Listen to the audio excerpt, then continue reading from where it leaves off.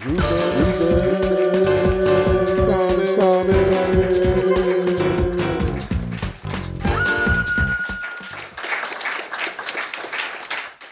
is Ruben Comics Podcast. My name is Ruben, and today we'll be talking about Iron Man.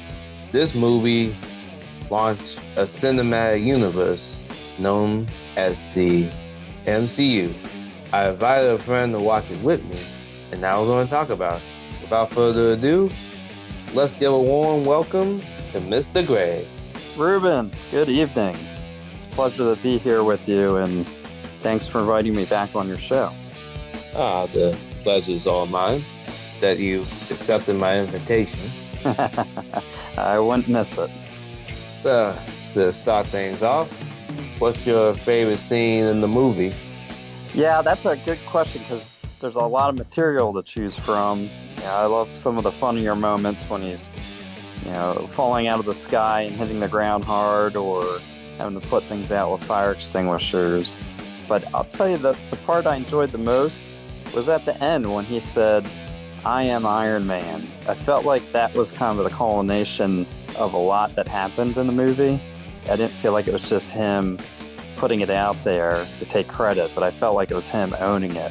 And that kind of stems from him doing things as an inventor, getting things wrong, not taking things too serious to deter him, and even beating some bad guys along the way. So that one sticks out to me, and I'm sure it sets up the next movies quite well.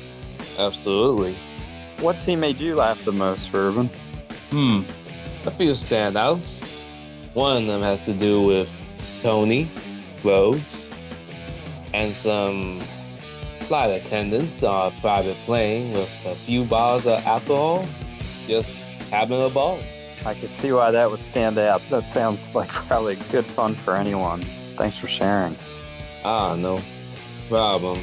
Although I wouldn't consume any alcohol. That's good. That's good. Yeah, age appropriate, right? Yep. So what lessons did you learn from Tony Stark when he built the suit with the scientists in the cave?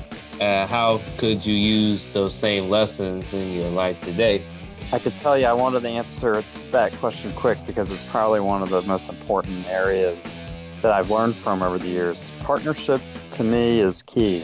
For Tony Stark, it was when he was in that cave that, first of all, the scientists saved his life by creating that big magnet that kept the shrapnel from his heart. And then they worked together to build a smaller magnet that was more portable using a technology that Tony Stark invented. And then they went to work on building the suit while concealing that from the bad guys. The bad guys were looking for them to do something different. They worked this suit. And there's no way that could have been built without the help of that scientist that was in the cave with Tony. And at the end of the day, the scientists even helped Tony stay alive as he tried to escape. So partnership kind of really hits home with me. And then in work, I know that a lot of my success can be accredited to having a strong partnership base.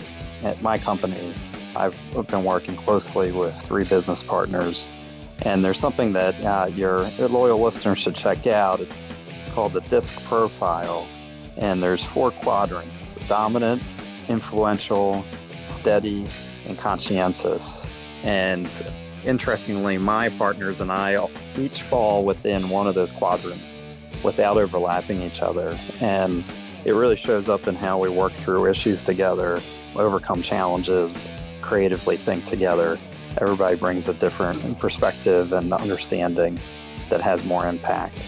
My big takeaway is don't try to do it on your own, because it's going to be really hard and you're not going to do it as well as you could do if you did it with others that really complement your abilities. One needs help. That's exactly right. Who are your partners, Ruben, as we're talking about this in your life, and what qualities or expertise do they uniquely offer you? One of them has to be my dad. When it involves my business or anything we're doing at G Natural, he offers insight to how to think outside the box, finding ways to handle a problem by working on a solution. For instance, let's say I have this idea for a comic book, that involves a hero taking on crime. Normally, I am good at plotting out the story, but I can't quite draw as efficient as, let's say, Jack Kirby at Marvel. So what will we do is find an artist and a content writer help you flesh out what those characters would look like and the environment they inhabit, so it all blends together. That to me is a great example of partnership and bringing in talent from multiple sources to have a big impact. Thanks for sharing that, Ruben. I appreciate you sharing that. Always. So how does Pepper Potts compare to Peggy Carter? Yeah, so we talked last time about Captain America. I'll tell you, both Pepper and Peggy are strong women. They present themselves that way, they engage that way, they're very bright in their own ways. And there is some subtle differences. And I think it's based off of how they can show up as a partner for, in this case, their superhero. You know, Pepper shows up a little bit more like a mom. Tony Stark needs that, I think, just because as him being an engineer and creative, I think there's certain things that are lost on him, and Pepper sets him straight.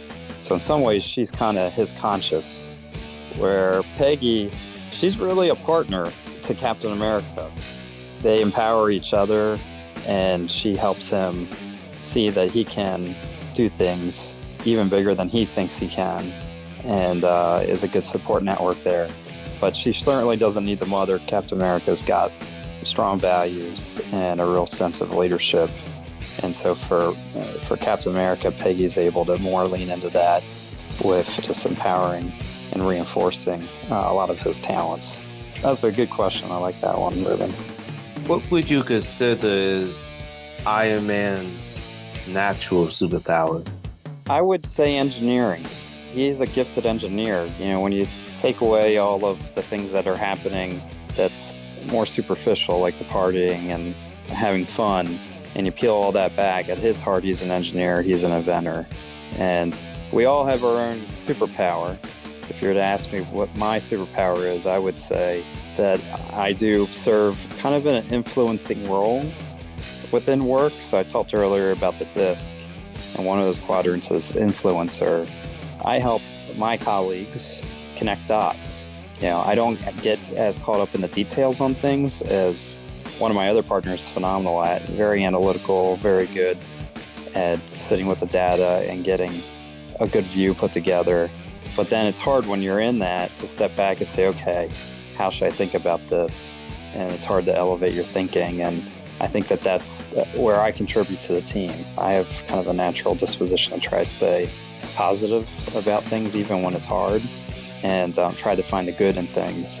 And often that can result to identifying a solution that works well for the group. That's my ability, but there's a lot of other things I'm not as good at. That's why it's important to have partners there by your side. What does good innovation look like to you in Iron Man? A lot of it has to do with robotics and artificial intelligence, like his digital assistant Jarvis, the Alexa of the movie. Mm-hmm. In the beginning, he was your average rich cowboy with a giant company that deals heavily on weapons. As he saw what happened when these weapons of mass destruction are used in the wrong hands, he sought to do right by the scientists and the company that his father built by closing the weapons business. This leads to the next phase in his journey, building the Iron Man suit. He improves his thrusters. Instead of guns and tear gas, he used energy beams like repulsors. Yeah, so his innovation just kept building on what he was learning on to make it better. He was able to beat the superhero in the long run by doing that, right? Because he had learned that he couldn't just fly it into space without experiencing some technical difficulties. So he was able to learn from that and innovate further and perfect that issue. So it's the pursuit of perfection over time as an innovator, right? Of course. Yeah. And it's cool how he invented Jarvis to help him out. That's right. Like his best friend. Yeah, another partner for him, right? Most definitely. So, how would you rate the villain by weakness and strength? Yeah, I think, his strength was determination, but that's an Achilles heel for him too, because he was very short-sighted and did things underhandedly and was sly about it, and it backfired on him. As I mentioned, that one of the bugs that Tony Stark worked out was being able to fly into space and not have the suit shut down on him. That was because of ice that was collecting on the suit. Well, our villain did not know that would be an issue. So he took Tony's existing suit, which was the first generation, tried to get it to work again, tried to make it a little better, but didn't really fully test it out as a good innovator would. And they flew into the outer space because Tony Stark knew that would cause a problem for that suit. And sure enough, it did. And that's how he won.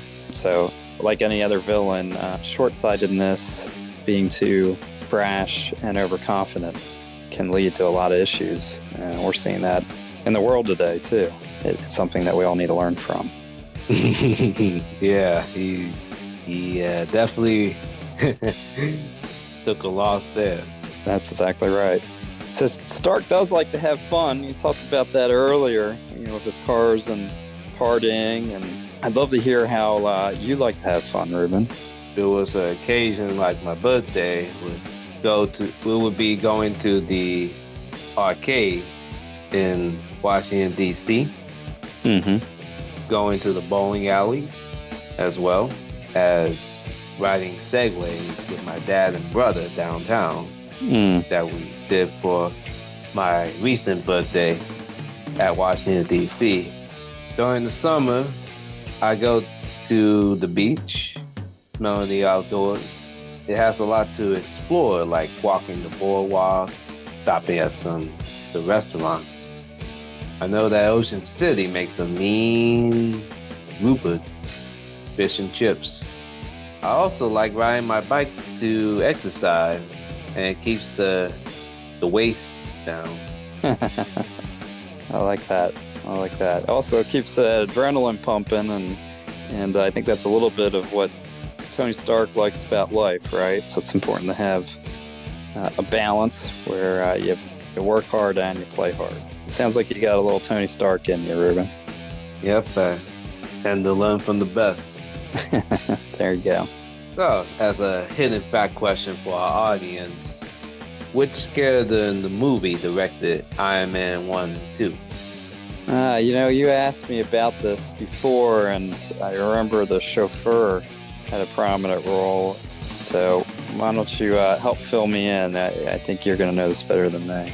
Well, he handles all his security, called Happy Hogan, also known as Jon Favreau.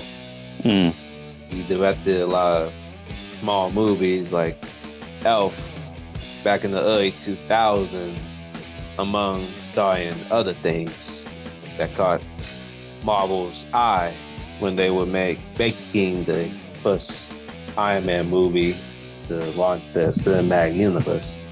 He's very gifted both as an actor and a director, right? Most definitely. He fits the bill. That's right. How would you rate the movie overall? Yeah, like the last time, I rate this one high. It's got a lot of kind of body to it that you would want from a superhero movie.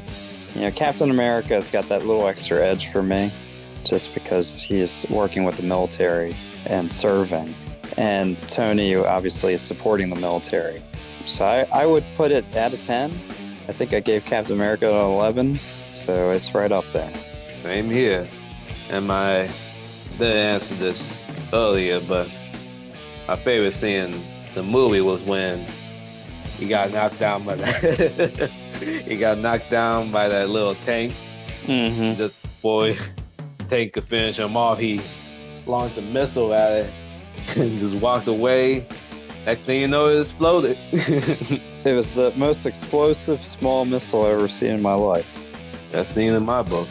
It shows the power of an innovator who has good partners helping him. Could've said it ain't better myself. Okay, everyone. You know I like to do fun facts, and here are 7 about Iron Man. Here we go. 1. Tom Cruise was almost Iron Man. He turned it down because he wasn't pleased with the script. 2. Jarvis, Tony Stark's AI system assistant, stands for just a rather very intelligent system. 3. Yes, the Iron Man suit can lift over 100 tons. That's pretty impressive. 4. Iron Man turns 59 this year in 1963. He was first conceived as an anti-communist hero. Not bad for a hero near retirement. 5. Iron Man's suit is close to becoming a reality. Lockheed Martin is one of the several companies in the process of developing exoskeletons reminiscent of the Iron Man suit. 6. Robert Downey Jr. is one of the world's oldest superheroes. He turned 56 this year, which makes him one of the oldest actors to ever play a superhero. He's the same age as my dad. Now that's cool. And last but not least, Tony Stark's character is based on Howard Hughes. Stan Lee based Iron Man on Howard Hughes, who Lee described as one of the most colorful men of our time. And that's 7 secret facts about Iron Man.